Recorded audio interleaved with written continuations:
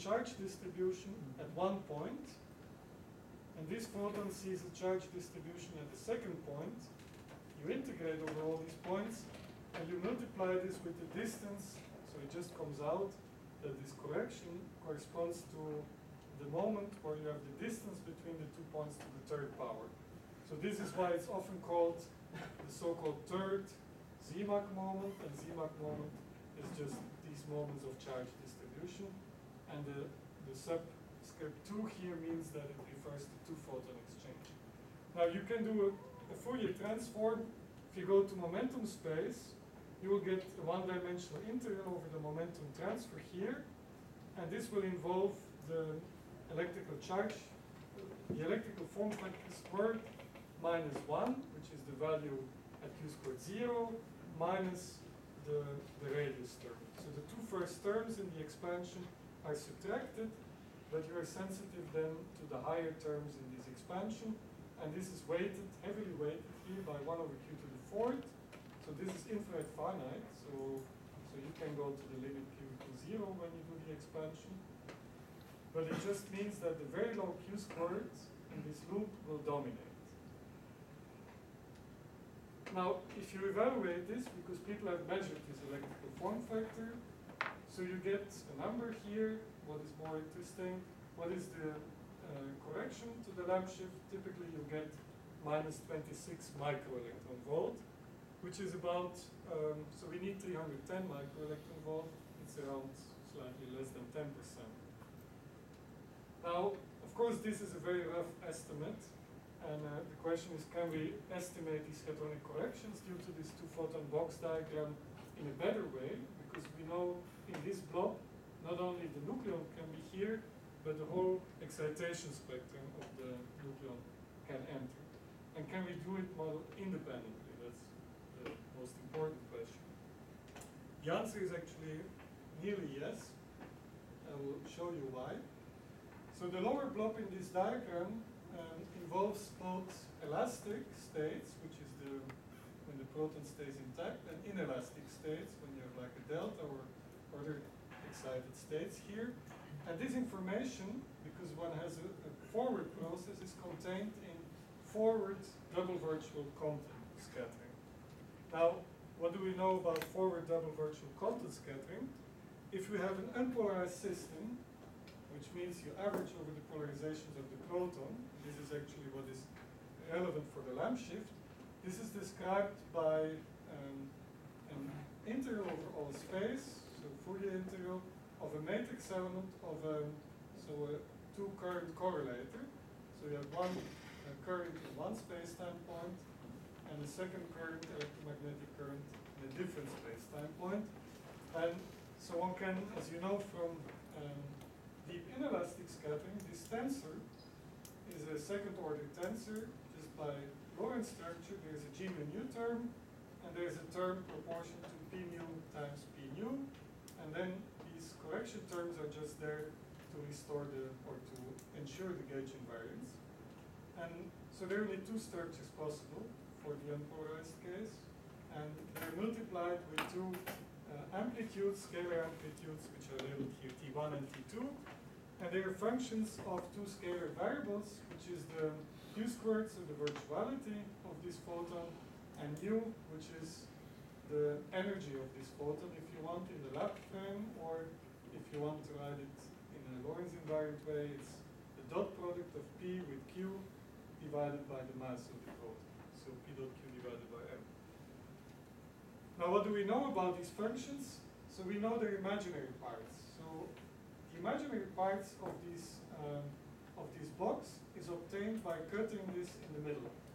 Cutting in the middle means you put the particles on their mass shell, and then we have the structure functions from deep inelastic scattering, and usually they are called F1 and F2. So this is universal notation, and this T1 and T2, which I defined here just with such a prefactor, are just given by these imaginary parts F1 and F2, just with these two kinematical prefactors.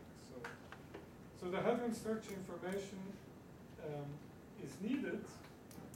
So we need to know this F1 and F2 from experiment to constrain the imaginary parts of T1 and T2, and then, so we need to reconstruct the real parts of this box. So the imaginary parts basically are known. The real parts have to be constructed by this such a loop integral. Okay, so how can we do this? Reconstruct the real parts, so first of all, when we write this box, so one way to do this is to do a weak rotation. So when you take the energy, so the zero component of this momentum transfer, you rotate it to Euclidean space. So you write it as I times capital Q0, and the T momentum is kept. So then, one can do this weak rotation here. One is not crossing any singularities. Then one can write this two-photon box diagram as an integral over Euclidean space. There is some q to the fourth, which is coming due to these two denominators. And here there is the lepton propagator, there is a direct and a cross diagram, gives rise to this vector, and m is here the lepton mass. And then, depending on the tensor structure, there was T1 and T2, there will be two just different weighting functions here in front. When you calculate it, you will find these two weighting functions. And then, so once we know this T1 and T2, we can do this integral, and then we multiply this with the wave function squared, and the other normalization factors here, because when it's two photons, there's alpha to the second power, which is taken out, and this gives the two-photon correction to the lamp shift. Okay, now, in order to evaluate this, we need to know this T1 and T2. There are basically three contributions here. The first contribution is when we plug in the elastic state, so the nucleon. So this is what I call the delta E elastic. So will involve nucleon form factor information. The second is if we plug in the excited state, so it's the so-called inelastic contribution. And I will show you one can do this using a dispersion integral. They involve the structure functions, so the imaginary parts of this T1 and T2, which are well known, the structure functions F1 and F2. And then I will argue, so that's why I was saying one can really do it model independently. There is one quantity which we don't know exactly from experiment, which is a so-called subtraction term. So one of these dispersion integrals requires a subtraction. I will show you, however, that this subtraction term is related to nucleon polarizabilities. So let's first look at what is well known, which is the elastic contribution. So the elastic contribution is if one has here nucleon intermediate state, and I show here direct and cross diagram. And for this elastic intermediate state, so we know the vertex, it involves the nucleon form factors F1 and F2, and I already explained you one can express it in terms of magnetic and electric form factors equivalently. Now, it's a little bit involved, but not too heavy calculation. It's a few pages work if you just sit down and calculate this. So you will get so-called Born contributions, so the contribution of these diagrams in terms of these form factors to these amplitudes T1 and T2. Now what is interesting to notice here, so one has a pole structure here. So if you cut this diagram, you will have a pole. And these poles, so we know in inelastic electron scattering, the pole is at Bjorken x, which is q squared over 2m times energy equal 1. And you see, so there's here, when q squared is equal, so this is q squared squared, so when q squared is equal to 2m times the energy, this has a pole. And likewise, T2 has a pole, but T1 has also a term which is constant, so it's not a pole. And that term is there due to gauge invariance. This is the so-called Thomson term, which is the leading term in low energy Compton scattering, so two-photon absorption on a particle which has a charge. So this is basically E squared over 4 pi m. So, and that term actually, we'll see, is responsible for the flux that we cannot write down in the case of the full amplitude and subtract the dispersion relation.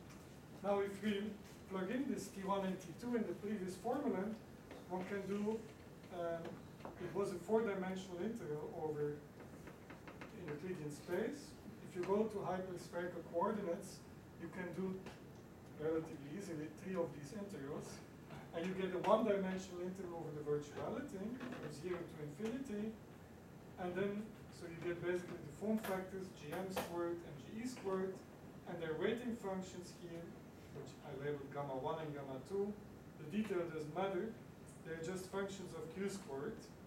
So basically, by knowing the q squared dependence of the form factors, electric and magnetic form factor, you can evaluate this integral. So, and I will show you the number in a moment. Now let's go to the inelastic contribution. For the inelastic contribution, as I was saying, so what we need is the real part of these amplitudes, T1 and T2. What we know very well is the imaginary part. So we know there is a dispersion relation tool which relates in general the real part of an amplitude to the imaginary part, which is labeled by F1, to a dispersion interval. And this is shown here in such a way that we split this integral in a part which is the nucleon intermediate state. That's the part which I just calculated on the previous slide, which is called Born. And then a part which starts at the first inelastic threshold, which in this case would be pion production and everything above, all the way to infinity, which is deep inelastic scattering. And then, so what I've done here, I've subtracted this at one point, which is energy 0. So this is the subtraction for energy of this photon 0. Why do we need to do this?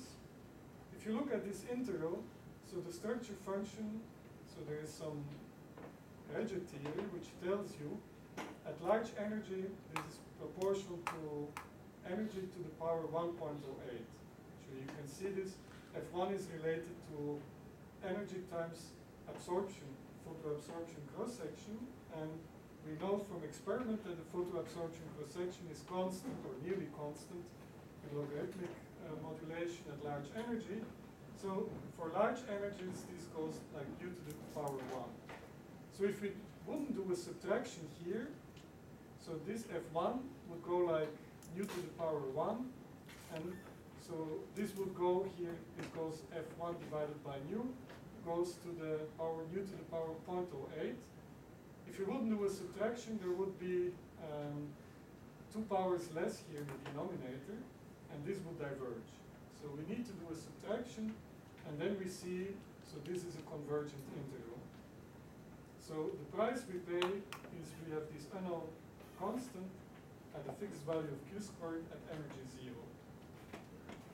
Now, actually, I forgot to tell that, people who are doing effective field theory calculations, they would calculate these structure functions at low energy by scattering 2 photons from pions, which are connected to the nucleon.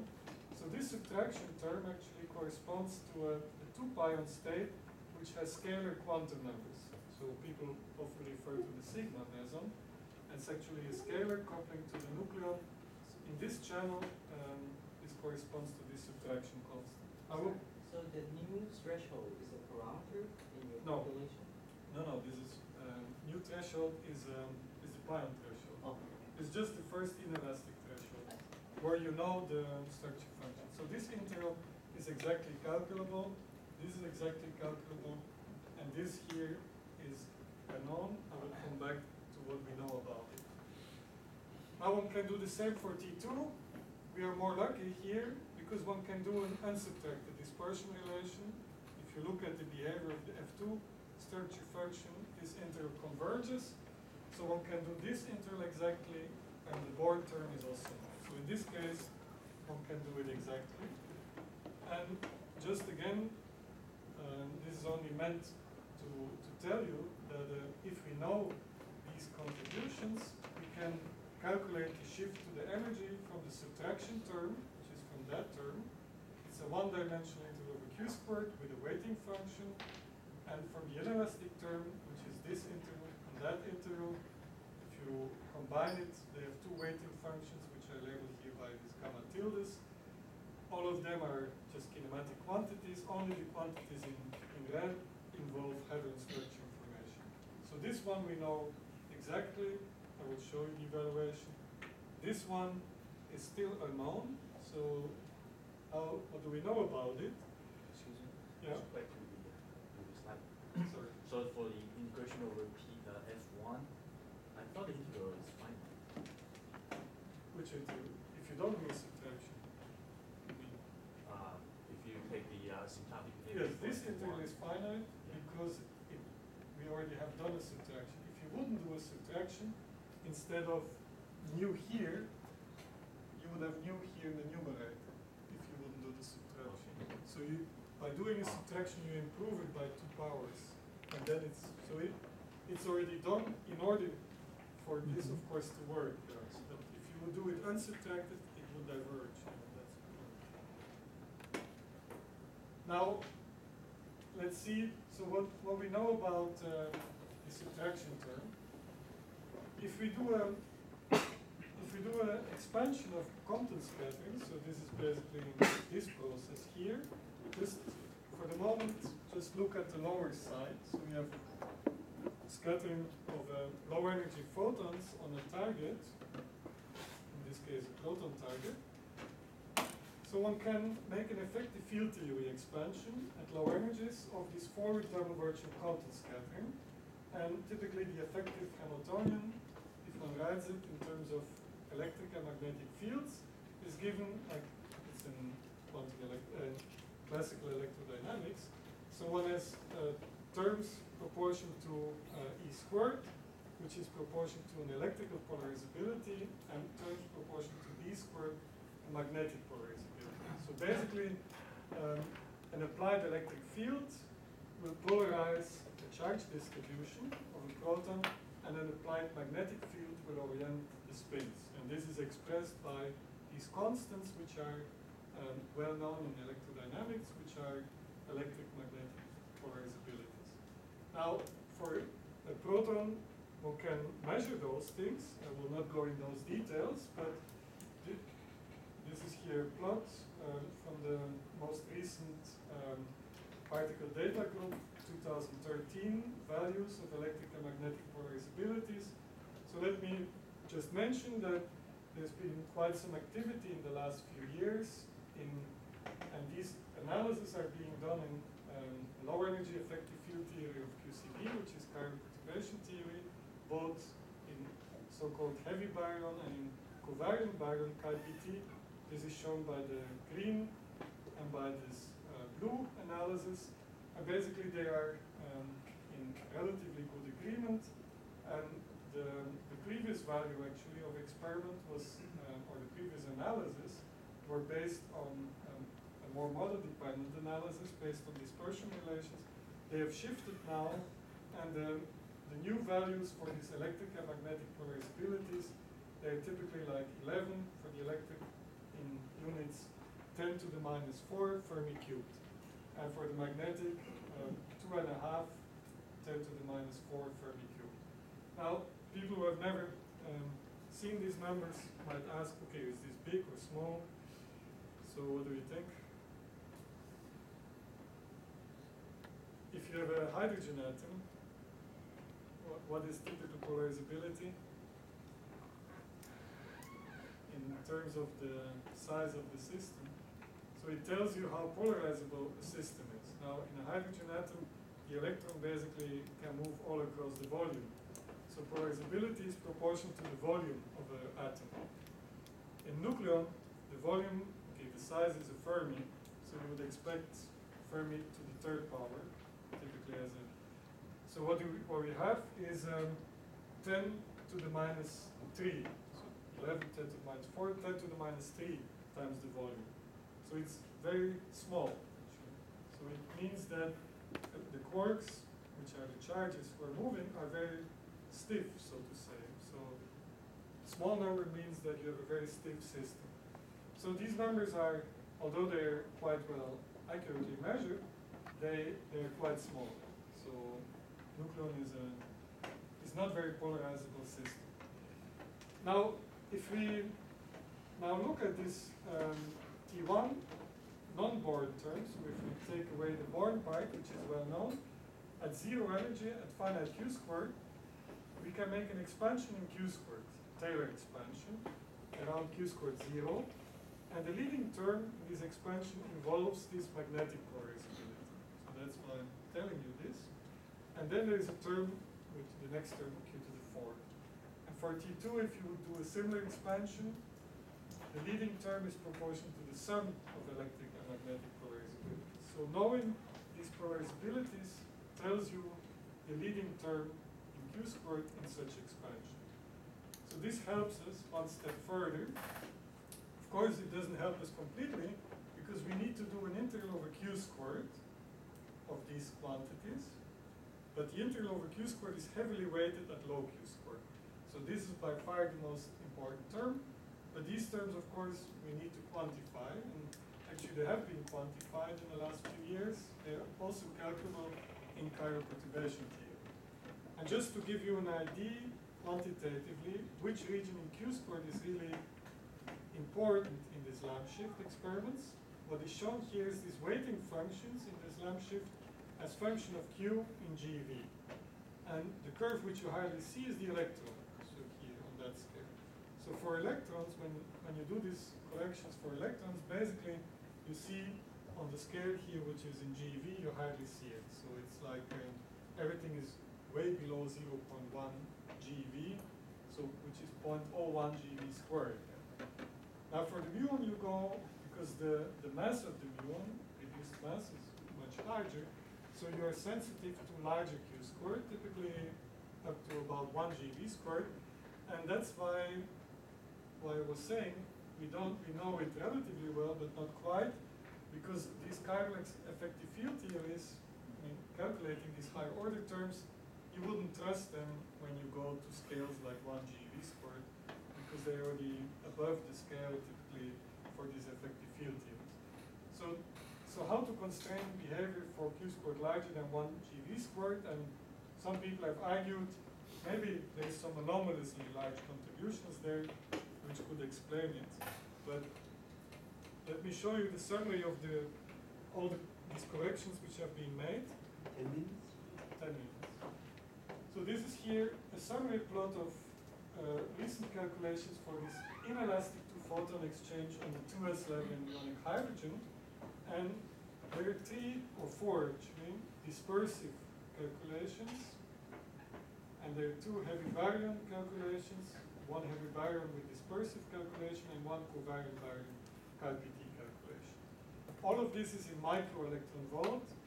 And I would only want to draw your attention here to the last line, because the last line is the sum of these 2, which is the total effect from inelastic states, both subtraction and the excited states of the nucleus. If you look at these numbers, minus 12, minus 11.5, minus 19, minus 7.5, minus 8.5, minus, what is it here, 15, and minus 8. So some of these numbers are less reliable than others, but they're all around minus 10 to minus 15. And so there's a whole set of references here, all in the last few years. And if we combine this with two-photon, the elastic contribution, and now we evaluated it here recently, from the form factors you get minus 23 microelectron volt. Those of you who remember, the simple non-relativistic calculation was giving minus 26 microelectron volt. So if you do a full calculation, you get relatively close to it.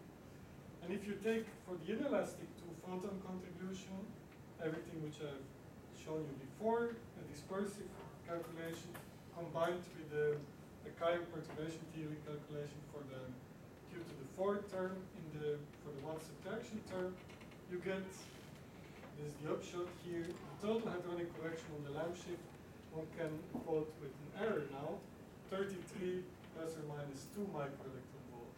This error is coming from the input from the structure functions and from the polarizabilities, basically. So one can improve on that further.